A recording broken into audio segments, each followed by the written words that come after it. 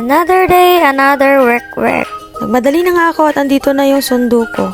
Susunduin mga bituin, ay susundutin, ay susungkitin pala.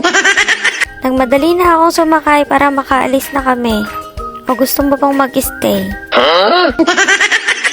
Pagkarating nga namin ng site ay sobrang ganda na. Nagbubunga na ang paghihirap. May mga baon nga din pala ako dito at dinala ko na. Kapag tinitignan ko nga yung mga natatapos namin araw-araw ay ang laki na ng pinagbago. Excited na din ako sa mga susunod na linggo kung ano nang magiging itsura nito.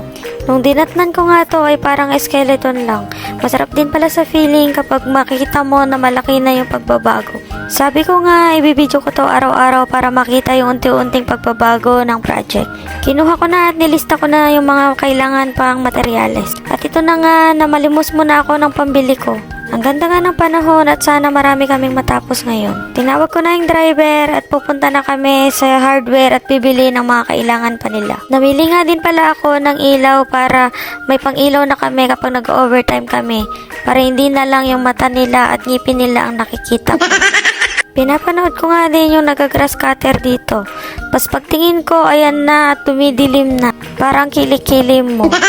Sabi ko sa kanila, ilabas na nga nila itong mixer na to at itapon na, ay i-pull out pala. Sa tagal-tagal nito dito, hindi din namin napakinabangan. Nagpahinga nga muna ako saglit at umupo muna ako. Huminga lang ako saglit at tumayo na naman ako. At nakita ko itong nagsi-CHP laying dito. Tinuro ko sa kanya kung saan yung susunod niyang gagalawan. Pagbalik ko nga sa opisina namin ay may naamoy ako mabantot. Sabi ko, sino yung mabantot? Yun pala yung ulam pala. Nakita ko na naman itong pinagkakargahan nila. Sabi ko, pahiram to mamaya. Lunch break na nga din namin at ito ang aking ulam, tinapa at ang bulanglang. At natapon pa nga. Kakain na nga kami at wala pa rin yung pinabili kong yelo. Sa wakas nga at nakarating na din ang yelo, naglakad.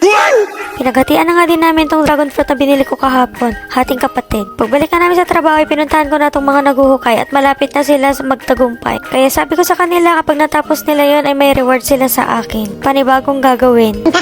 Nagpapa-skim coat na nga din ako dito ng final para makapag-makeup na din ako ng pintura. Konting kembot na nga lang din at talagang matatapos na din to. Sana nga maganda pa rin yung panahon mamaya at mag-overtime kami. Nung nag-CR nga kami, nakita ko yung salamin. Ang ganda pala, ang ganda. Hindi ko na pinalagpas pa dahil nung nakita ko yung salamin na maganda, mas maganda pa nung nakita ko yung sarili ko. Nung pabalik na nga kami, tinitingnan namin yung site. Unti-unti nga ay gumaganda na din ang tsura. Sinek ko nga ulit yung mga ginagawa nila.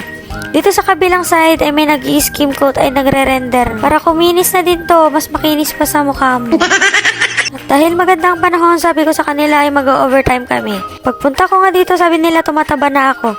Kaya sabi ko mag-exercise nga ako. Dahil hindi na ako nakakapag-gym, ito na lang gagawin ko. Sa susunod na linggo siguro, maganda-ganda na din lalo to. Nag-overtime nga kami at yung iba gumagawa na ng sanipa. At yung iba naman ay nag-aasintada. At ako na parang nagchat-chatcha. Kita ko nga naman yung pangkarga nila na may gulong. Hindi ko na naman talaga tinantanan. Tinatanong ko nga sila kung sasakay ba ako, hindi ba siya mapa-flat. Sabi ko nga dahil gutom na kami, inaya ko na yung mga kasama kong kakain sa barbecuehan. At the best nga yung paa ng manok nila dito. Kasing lambot ng puso ko. At ito na nga yung mga pagkain namin, hindi na naman mahakbang ng kabayo. At dahil nga masarap itong chicken feet nila dito, ay 3 na ang binili ko para I love you.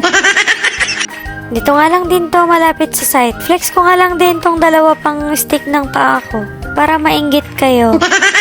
At pagbalik na nga namin dito sa site ay ginagawa na nila yung pinapalayout ko. Pinapa-prepare ko na nga din tong area na to at magpapabusan na namin sa susunod na araw. Nung pagkatapos ko nga i-check ang site, sabi ko sa driver ihatid na ako. Yun lang. Bye!